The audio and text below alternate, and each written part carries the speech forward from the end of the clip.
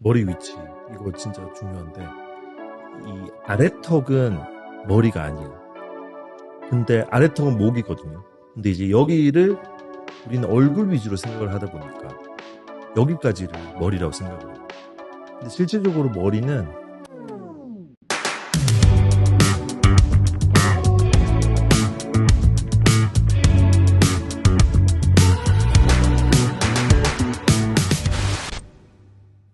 안녕하세요. 세상의 모든 움직임을 탐험하다 최준하의 움직임 수다방 모션 다방에 오신 것을 환영합니다. 저는 호스트 정형외과 전문의 최준하입니다. 안녕하세요. 소매틱 코치 조인선입니다. 네, 코치님. 우리 지난 3화에서 소마틱스에 대해서 좀 얘기를 나눠보았는데요. 3화를 본 주변 반응이 소마틱스가 너무 어렵다, 그렇죠. 난해하다 이런 얘기를 많이 들었어요. 그래서 오늘은 이제 소마틱스를 쉽게 이해할 수 있는 책을 한 권 소개시켜 드리려고 합니다. 어떤 책이죠? 네, 오늘 준비한 책은 오하시신이라는 일본 저자가 쓴 몸을 상상하라라는 책이에요.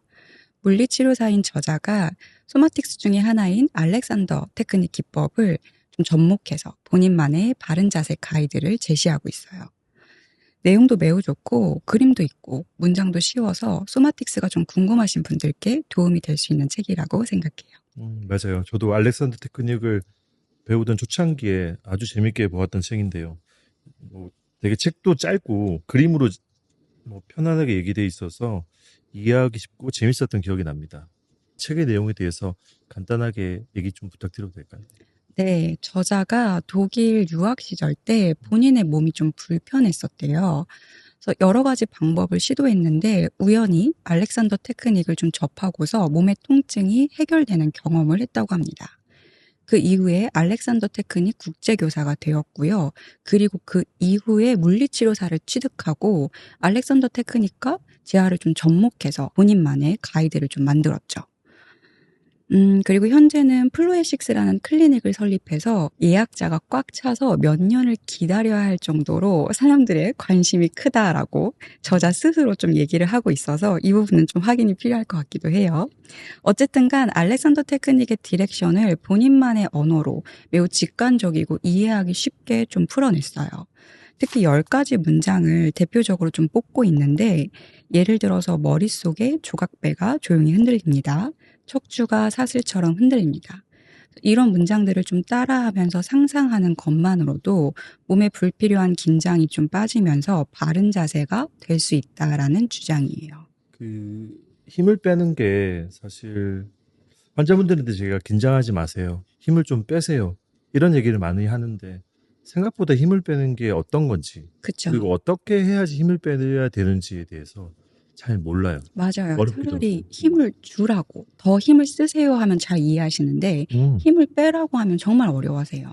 그래서 이제 저는 책 뒷부분에 이제 기적의 10문장 이런 포스터가 있거든요. 네. 그걸 이제 오려가지고 진료실에 아. 크게 이렇게 붙여놓고 환자분들한테 자, 저 그림을 보세요.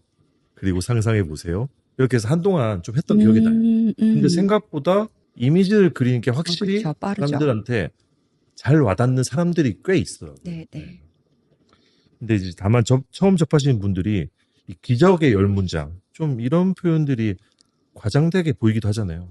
그쵸. 사이비 같기도 하고. 거부감이 좀 있으실 수 네, 있죠. 맞아요. 그래서 좀 내용을 자세히 보면 의학적으로 꽤 논리적이기도 하고 좀 설득되는 부분이 있습니다. 그림도 되게 귀엽고 글도 되게 짧아가지고 이 소마틱스에 대해서 궁금하게 생각하고 좀 쉽게 접하고 싶은 분들에게는 아주 좋은 책일 것 같습니다. 맞아요. 그러면 원장님은 여기에 나온 10가지 문장 중에 어떤 것이 가장 와닿으셨어요? 원픽은 이 머릿속에 조각배가 조용히 흔들거리는 것. 첫 번째 문장이에요. 첫 번째. 예, 첫 번째에 있다 보니까 제일 중요할 것 같은데 제가 이제 거북목이거든요. 일자목의 거북목인데 그래서 이제 수술을 오래 하고 모니터를 보고 하다 보니까 자연스럽게 그렇게 되더라고요. 그래서 제가 이제 이거를 상상해 보니까 머리 위에 조각배를 딱 생각하면 저의 조각배는 항상 앞으로 떨어지는 조각배였어요. 아니면 이렇게 긴장을 해서 뒤로 떨어지거나. 어디론가 떨어져 버리는. 네. 조각배가 아주 조용히 흔들흔들 거리는 그거를 상상하는 게 굉장히 저한테는 정렬을 잡는데, 머리의 정렬을 잡는데 도움이 됐어요. 그래서 이 문장이 제가 원픽. 코치님은 혹시 어떤 문장이 제일 마음에 드셨어요? 저의 원픽은 네. 입안에 피가 돌고 혀가 떡처럼 말랑말랑해집니다. 그 문장이 있었죠. 저도 음. 좋아요. 그 문장이 좋았어요. 어떻게 좋았어요? 그게 굉장히 입안에서 부드러움이 좀 느껴지면서 오히려 혀에 좀 긴장이 풀리니까 어깨가 스르륵 좀 편해지는 느낌이 있었어요. 그래서 가장 빠르게 좀 긴장이 이완되는 느낌을 준 문장이 그 문장이었어요. 이 사람마다 이제 좋아하는 문장이 좀 다 다르고, 이게 효과랑 이게 문장에 따라서 다 다르게 느끼니까 이것도 좀 재밌는 것 같아요. 그쵸. 네. 자기한테 제일 필요한 문장이 좀 와닿을 것 같기도 하고요. 그러면 이제 원장님, 알렉산더 테크닉을 좀 배우셨잖아요. 네, 휴학 중이지만 배웠죠, 짧게. 알렉산더 테크닉에서도 이런 어떤 언어화된 디렉션이 굉장히 중요한 걸로 알고 있는데, 네. 이 저자가 말하고 있는 문장들과 좀 비교를 한번 해주실 수 있을까요? 일단 AT 알렉산더 테크닉에서 디렉션이라는 거에 대해서 좀 알 필요가 있어요. AT에서 얘기하는 알렉산더 테크닉에서의 디렉션은 이 책에서 나온 대로 상상하라예요. 좀 더 편한 표현으로는 허용한다. 그러니까 네네. 이런 표현들을 많이 써요. 눈알이 늘 물속을 떠다닙니다. 이런 문장이 있거든요. 우리가 실제적으로 이 뼈 안에 있는 눈알은 굉장히 커요. 근데 여기만 보이잖아요. 근데 그쵸. 뒤에까지 하면 수정체는 굉장히 크거든요. 음. 근데 사실 갇힌 구조에 있고 근육으로 둘러싸여 있기 때문에 굉장히 긴장이 많이 되는 곳이라고. 그래서 알렉산더 테크닉에서 이제 눈에 대한 핸즈온을 하면서 눈을 이렇게 부드럽게 물속에 떠다니는 것처럼 상상을 하라고 그러거든요. 실제로 이 문장이랑 비슷한 표현을 네. 써요? 그리고 손에 이렇게 대해주는 것만으로도 굉장히 이완이 되면서 몸이 부드러워지고 눈이 피로감이 확 사라지고 좋은 경험을 하게 돼요. 그리고 아까 원장님이 원픽으로 이제 조각배, 머릿속에 조각배를 좀 말씀해 주셨는데, 많은 분들이 머리 위치에 대해서 오해를 좀 하고 계시잖아요. 굉장히 궁금해 하시기도 하세요. 그래서 환자분들도 오시면 머리를 어디다 둬야 될지 모르겠어요. 이런 말씀도 좀 하시거든요. 그래서 얼굴과 머리가 좀 다른 구조고, 머리의 바른 위치를 경험시켜 드리면 굉장히 놀라실 때도 많거든요. 머리 위치 이거 진짜 중요한데 이 아래턱은 머리가 아니야. 근데 아래턱은 목이거든요. 근데 이제 여기를 우리는 얼굴 위주로 생각을 하다 보니까 여기까지를 머리라고 생각을 해요. 근데 실질적으로 머리는 이 윗턱, 귓구멍, 코, 뒤에 후두골, 여기를 연결하는 선의 중심에 거기가 머리까지 뒤에 이렇게 후두골이라고 튀어나오는 데를 딱 만져지면 목이 나오잖아요. 여기까지가 머리인 거예요. 이게 보통의 사람들은 이렇게 흔들거린다고 생각을 할 거예요. 하지만 고요히 흔들거리면 목은 이렇게 세워져 있어야 돼요. 그리고 여기서부터가 흔들거리는 것 때문에 흔들거리는 건 아주 고요하게 살짝 흔들리는 거예요. 이게 바로 알렉산더 테크닉에서 얘기하는 첫 번째, 목이 자유롭다는 얘기예요.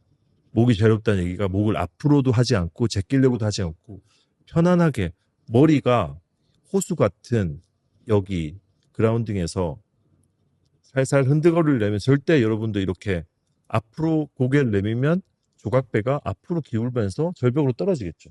그리고 우리가 긴장을 해서 이렇게 제끼고 있거나 뭘 보고 있으면 뒤로 떨어지겠죠. 이걸 상상하시면 좋아요. 머리가 생각보다는 되게 무겁거든요. 근데 우리는 이 몸에 달려있기 때문에 머리가 이렇게 무거운지 전혀 몰라요. 근데 이 무거운 5kg 볼링공만한 머리를 생각을 하고 호수 같은 머릿속에서 조각배가 살살 흔들거리려면 균형을 잡을 수밖에 없어요. 그리고 긴장을 풀릴 수밖에 없어. 하지만 지금 얘기했던 그런 해부학적인 이런 거에 이해가 있으면 훨씬 더 잘 할 수 있겠죠. 그쵸. 상상이 좀 더 구체적으로 될 수 네. 있겠죠. 그럼 이어서 의학적인 관점에서 이렇게 상상하는 게 통증 완화라든지 자세를 교정하는 데 도움이 되나요? 굉장히 도움이 되죠. 예를 들어서 또 이런 게 있을 것 같아요. 척추. 사람들이 척추를 일자로 작대기라고 생각을 하는 것 같아요. 실질적으로 우리 척추는 하나도 직선인 게 없어요. 곡선으로 다 되어 있고 약간 기울어져 있고 이런 식으로 다 구조가 되어 있단 말이에요. 그 S라인이죠. 근데 여기서 두 번째 문장 척추가 사슬처럼 흔들거린다. 기가 막힌 표현인 거예요. 이거는 제가 생각할 때도. 왜 그러냐면 작대기가 아니고 사슬처럼 흔들거린다. 우리 척추는 26개의 마디로 만들어진 관절로 이루어져 있거든요. 그러니까 사슬처럼 이렇게 다 연결된 게 맞는 거예요. 그리고 머리 아래부터 꼬리뼈까지 이게 살살살 흔들거린다 생각하면 내 몸이 진짜 이렇게 붕붕붕 웨이브 신 것처럼 굉장히 몸이 부드러워져요. 잇몸에 피가 돌고 혀는 떡처럼 말랑말랑 거린다. 이 문장도 저도 너무 좋아요. 기분 좋은 상상을 하고 그러면 부교감 신경이 활성화되면서 침이 막 돌고 혀가 말랑말랑해지고 혀가 말랑말랑해지면 자연스럽게 턱을 이렇게 다물 수가 없어요. 근데 우리 일반적으로 많은 사람들이 꽉 다물고 사는 사람들이 많고 그것 때문에 턱관절 장애를 가진 사람들이 굉장히 많거든요. 근데 턱관절에는 굉장히 많은 뇌신경이 지나가고 있어요. 저는 4번 같은 이런 피가 돌고 혀는 떡처럼 말랑말랑 거린다. 지금도 제가 방송하면서 좀 긴장되고 있는데 혀를 이렇게 부드럽게. 부드럽게 하고 피가 도는 것처럼 이렇게 침이 도는 걸 상상을 하면 좀 말이 부드러워지고 제가 좀 긴장한 게 좀 릴렉스 되는 것 같아요. 이완? 좀 힘을 빼는 것, 긴장을 빼는 것들을 조금 계속 얘기를 하게 되는데 원장님 요즘에 이제 필라테스도 좀 하고 계시잖아요. 네네. 필라테스도 큐잉이라고 해서 어떤 언어로 된 지시라고 하긴 그렇지만 언어로 어쨌든 간 동작들을 좀 표현하고 동작을 할 때 어디에 주의를 좀 집중해야 되는지를 말을 하게 되는데 좀 차이가 있을까요? 알렉산더 테크닉이라든지 뭐 이 책에서 나오는 문장들 혹은 필라테스를 할 때 조금 주력해서 표현하게 되는 문장들. 필라테스도 큐잉이라는 단어를 쓰죠. 네, 네. 이제 필라테스에서는 제가 해보니까 척추의 랭스닝이라고 그러죠. 그러니까 척추의 길이감을 유지하는 게 굉장히 중요해요. 끝까지 길이감을 유지하는 거야. 이게 쪼그라들면 안 돼. 근데 이거를 어떻게 하냐면 약간의 인위적인 힘을 써요. 그게 우리가 얘기하는 코어, 복근, 아니면 끌어올리는 힘, 아니면 호흡으로 인한 가슴의 흉곽의 확장 이런 인위적인 걸 쓰면서 좀 척추의 랭스닝 그리고 척추의 길이를 유지하는 거, 쪼그라들지 않는 거, 이걸 길게 유지하는 유지하는 거, 이걸 강조합니다. 근데 지금 뭐 알렉산더 테크닉이나 소마틱스에서 얘기하는 거는 좀 틀려요. 어떤 느낌이냐면 아까 얘기한 대로 허용한다. 뭔가를 하지 않는다. 자연적인 거를. 그러니까 알렉산더 테크닉에서 알렉산더가 그런 얘기를 했어요. 잘못된 것을 멈추면 올바른 것은 저절로 이루어진다.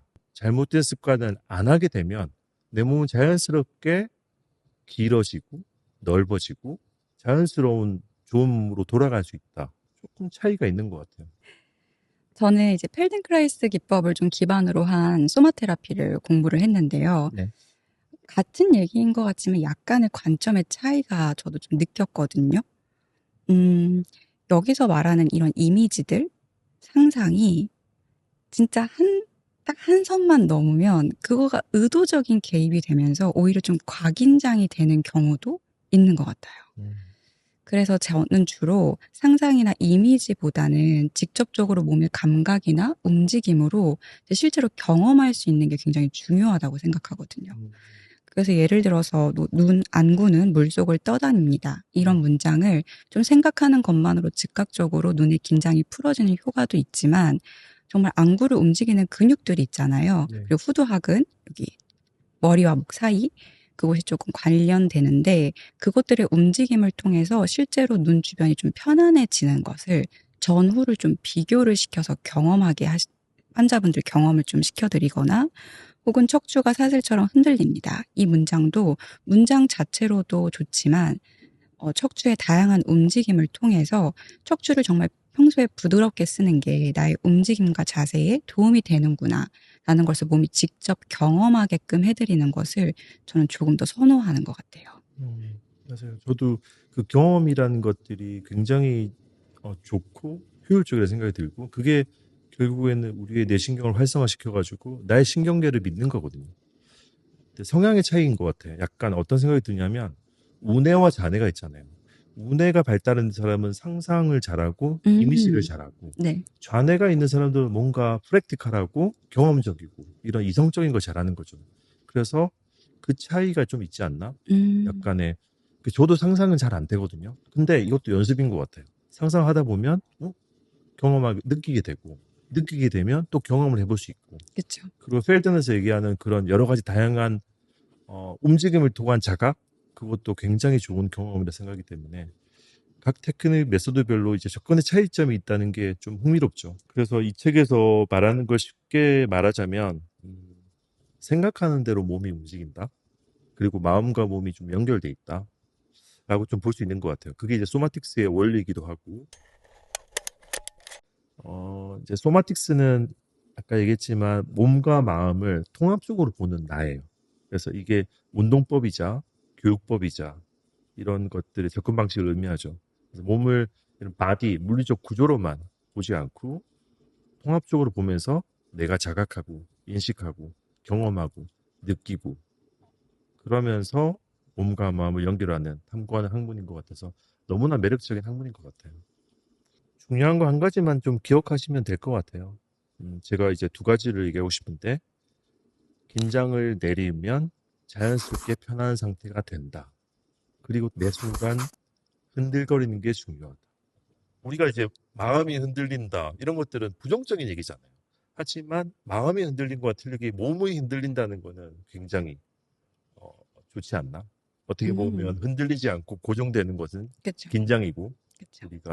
그래서 우리가 뭔가 방향성이 있는 이런 힘을 줘야 되고 매 순간 흔들리는 나를 보면서 즐겁게 하는 게 좋지 않나 이런 생각이 좀 들어요.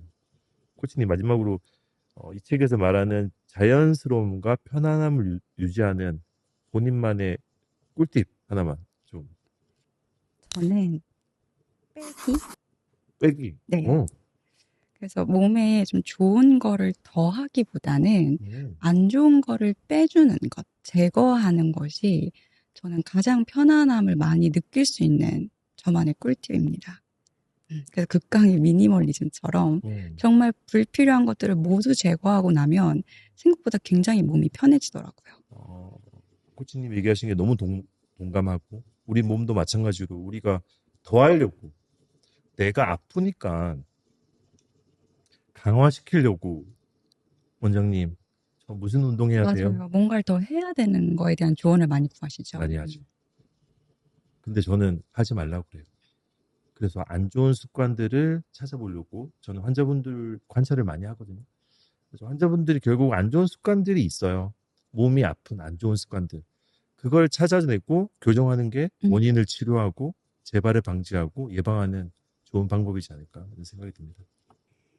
그럼 원장님은 혹시 이런 편안함과 좀 몸의 긴장을 푸는 꿀팁이 좀 있을까요? 있습니다.